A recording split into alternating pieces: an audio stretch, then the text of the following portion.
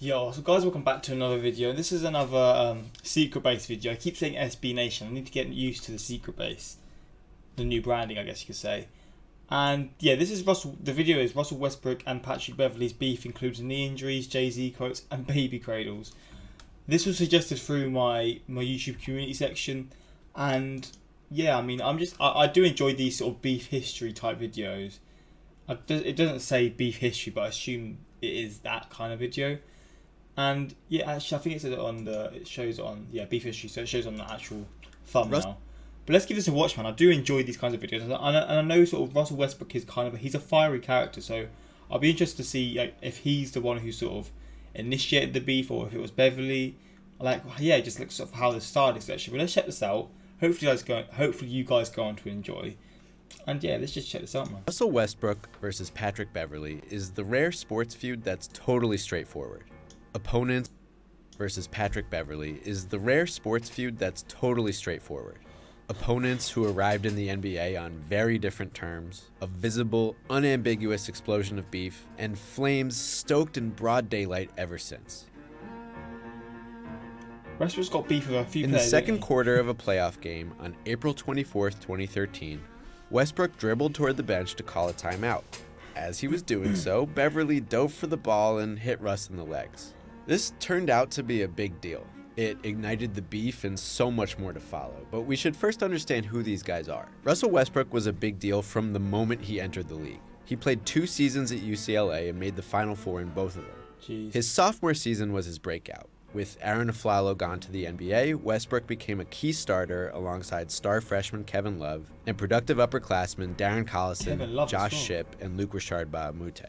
After losing to Derrick Rose in Memphis in the 2008 NCAA tournament semifinal, Westbrook entered the draft and got picked above any of his teammates, heading to the Seattle Supersonics with the 4th pick. The team moved to Oklahoma City, where Westbrook became an all-rookie first-teamer next to sophomore Kevin Durant. Within a couple seasons, Russ was a regular all-star, thriving with Durant and sixth-man James Harden on an OKC Thunder team that made the 2012 NBA Finals.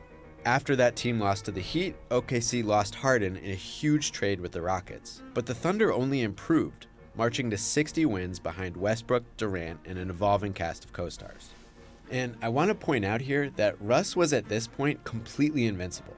In 5 seasons and multiple runs to the playoffs, Westbrook hadn't missed a single game. He held an unparalleled Iron Man streak dating back to his NBA debut. The Thunder were a powerhouse entering the playoffs, a force of nature with a real shot at rematching and perhaps upsetting the reigning champion Heat.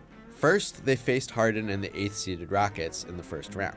They'd win the series pretty easily, but this moment sunk them in the long run. This was just another day at work for Patrick Beverley, who took a very, very different trajectory to this moment. Beverley comes from Chicago, where he was a high school star battling for recruiting attention in the shadow of, hey, it's Derrick Rose again. Oh, God. This was actually the subject of a 2007 sequel to the famous documentary Hoop Dreams. Anyway, while Westbrook and Rose were becoming big-time NBA prospects, Beverley was at Arkansas, co-starring with Sonny Weems for a couple Razorbacks teams that made the NCAA tournament but didn't go nearly as far as those two. Instead of entering the 2008 draft with Westbrook, Beverley decided to stay in college, only to lose his eligibility for what were later revealed to be academic reasons. Oh man, see, that's crazy how important they really. Well, it's not crazy, it's good, but they really do as well as your actual sporting ability, they want you to get your grades. I'm guessing if you don't get your grades, you can't get into the league. Probably as to what this means, which is crazy. But again, it's probably the best way to go because there's a lot the majority of the players aren't going to make it in the NBA, so they're going to need these sort of backup opportunities. So I do respect that. I feel like soccer's now sort of following the same sort of route as American sports are doing in this sort of area, because beforehand this wasn't the case whatsoever. I don't know, that always interests me. Too late for the draft, but unable to play the college season, Beverley turned pro, signing a contract in Ukraine and even winning a dunk contest while he was there. The Miami Heat acquired Beverley's rights on draft night 2009 and brought him to training camp in 2010. But unfortunate circumstances led to him getting cut before the regular season.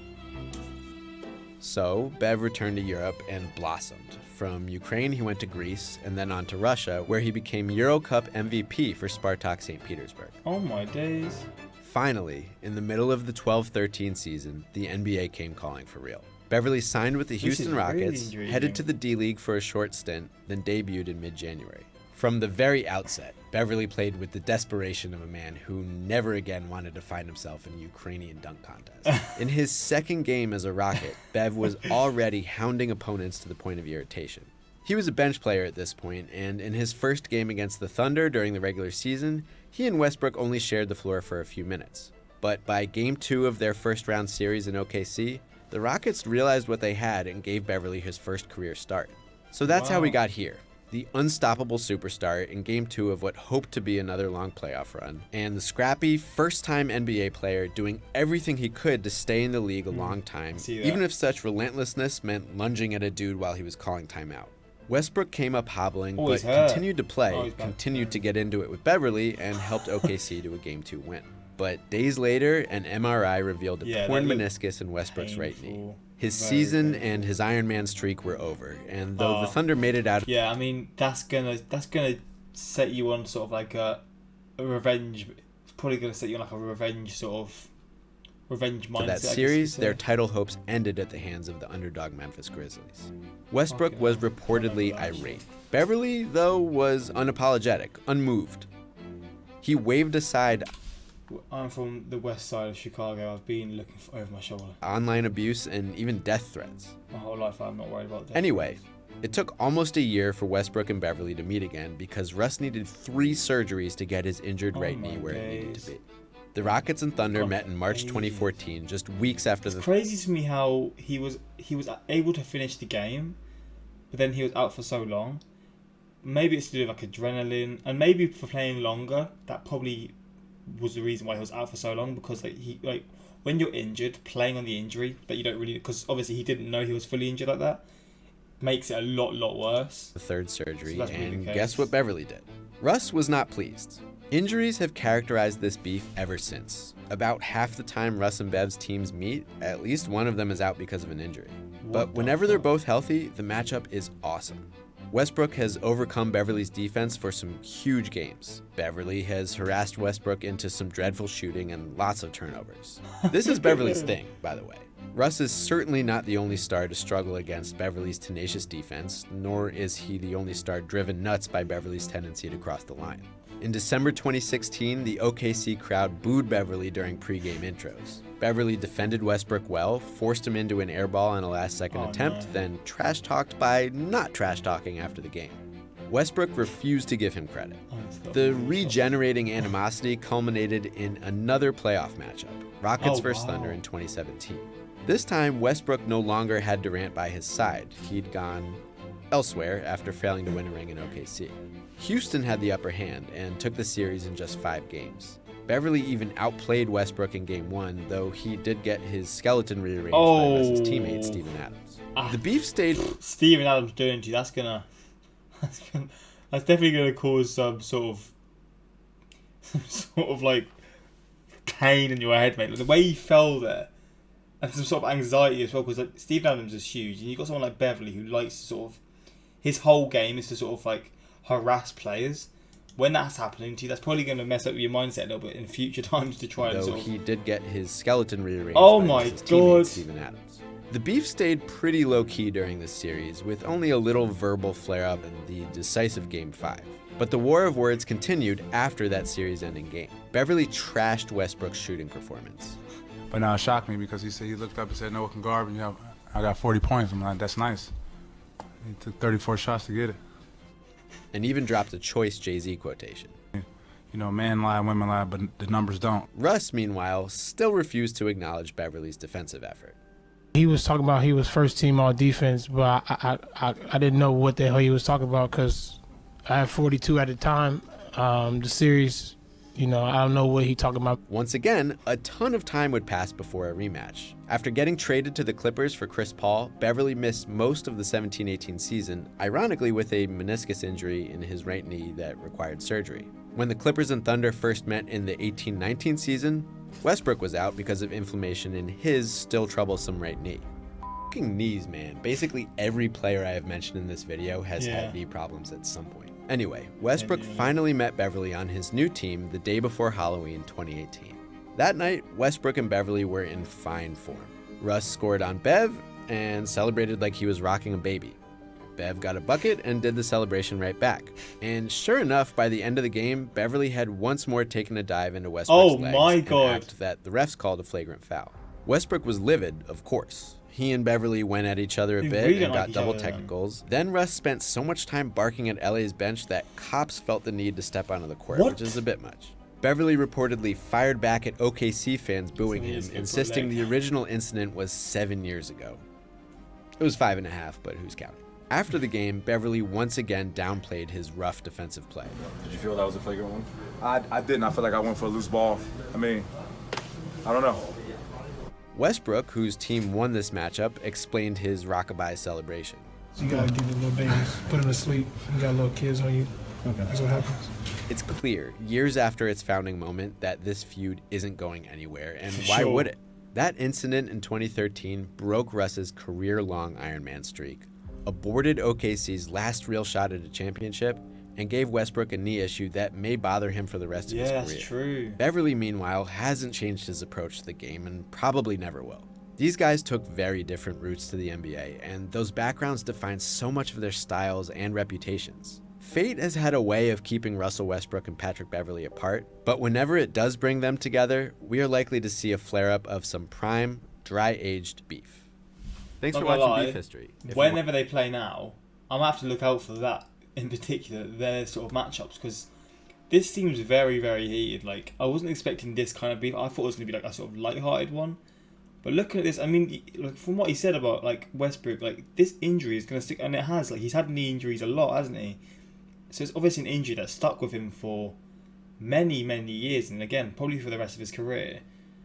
And it's just like, I can see from his perspective why he would hate him or strongly dislike him. Like, in terms of your career, like, that's got to be like, and probably the mental sort of side as well, because like his Ironman record, like, he was playing so consistently, and then obviously he was out for so long, and then he's had injuries here and there from something that didn't really need to happen. But again, from Patrick Beverley's sort of point of view, he's like that rough player. He just sort of he's playing like he's fighting for his life at the end of the day. Like, from what I gather from his sort of play style, he's not necessarily the most skilled. He's probably a good player, but he's not the most skilled. His sort of main attribute is a sort of like aggression and sort of like determination to sort of like try and stop players from performing as well as they can. And I respect that as well, because I mean, if you're not the most talented or you're not as talented as another player, you've got to use other attributes to your advantage to try and stop. So I can see both point of views, man. And I like the point where he said he was playing to not get back into the Ukrainian dunk contest. That made me laugh, man.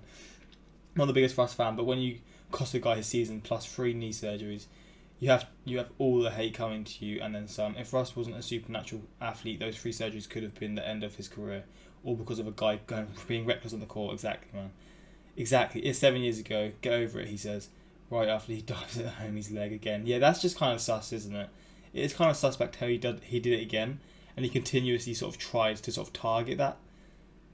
In a sense, Patrick Beverley definitely wears black Air Force Ones. I love that, because I can see that in the UK. Black Air Force Ones are the people that just like to act like that. Patrick Beverley won a dunk contest. Must have been the trash ass contest, but he did get his skeleton rearranged by Steven Adams. Had me weak. Yeah, that clip was brutal. Haha, everyone uses Steven Adams as a friend. Just backing your beef like that, man. Steven Adams is the strongest guy, the biggest guy, just backing you up. You gotta love to see it. That second dive, he had already missed the ball when he leaned into Westbrook's leg. Players don't dive for loose balls looking for contact with another player. That's a dirty straight up. Who knew Patrick could skeleton rearrangement? Yeah, this one is class, man. I'm Though not even he gonna lie. did get his skeleton rearranged by Russ's teammate, Steven Adams.